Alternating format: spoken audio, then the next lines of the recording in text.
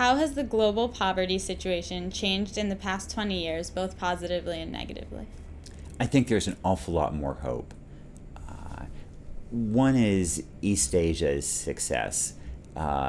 East Asia has really shown that that we don't have to just put up with poverty, that we can make incredible progress against it. And now, more recently, India is beginning to show that as well, is beginning to sort of come out. And some countries in Africa as well have been growing incredibly quickly. I think we're also getting a better sense of what works, and partly that's because there are more Americans who have been going out and living embedded in rural areas in the middle of nowhere.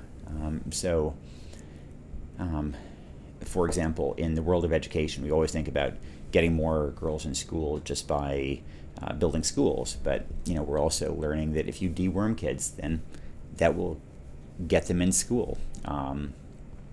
There was just a study from Ghana that showed that if you help high school girls manage menstruation, then that reduces absenteeism by half, because one of the reasons girls in poor countries stay out of school is when they have their periods, they don't have any kind of hygiene products and they just stay home and then eventually drop out. And it's a really cheap intervention, but because it's something that tends to be hard to talk about and that as a result nobody studies, was sort of neglected. But we're getting a much better sense of these kinds of interventions that really do lead to better outcomes.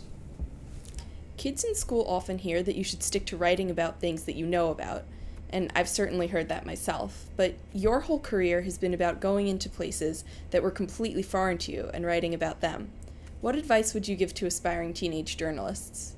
If I limited myself to writing about things that I knew about, I'd write about nothing. I mean, one of the great pleasures of journalism is that it gives you an excuse to approach an issue that you're interested in, but don't know anything about, and to educate yourself. There are obviously risks of malpractice when you go in and write about things that you're not familiar with, and pontificate about them. And I've engaged in that malpractice periodically, I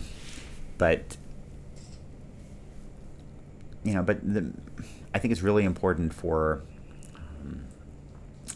young writers to be enthusiastic about and care deeply and have a lot of interest in the subject they're writing about, and then if they approach that issue, they can learn about it. And will they make mistakes? Sure, but they'll also learn in the process. Is there anything you wish you had studied or paid more attention to when you were a teenager? There are two subjects that they're not. Well, maybe three. One is that I did a lot of reading, but I wish that maybe I'd done more fiction, and really with an eye to, okay, how is that author writing? How are they connecting to the reader, and read, in a sense, more critically, trying to understand that author's art. And then the other two topics that maybe are a little more college topics than high school, but they typically, often are offered in high school as well, are psychology and economics. And I think that we can learn a lot from research in psychology about ourselves, about how to connect with other people. And likewise, I think that economics is increasingly moving into other fields and offering really interesting explanations of things, because economists tend to approach subjects with real rigor, and so they've been invading other people's turf, and I think it's a useful skill set to have.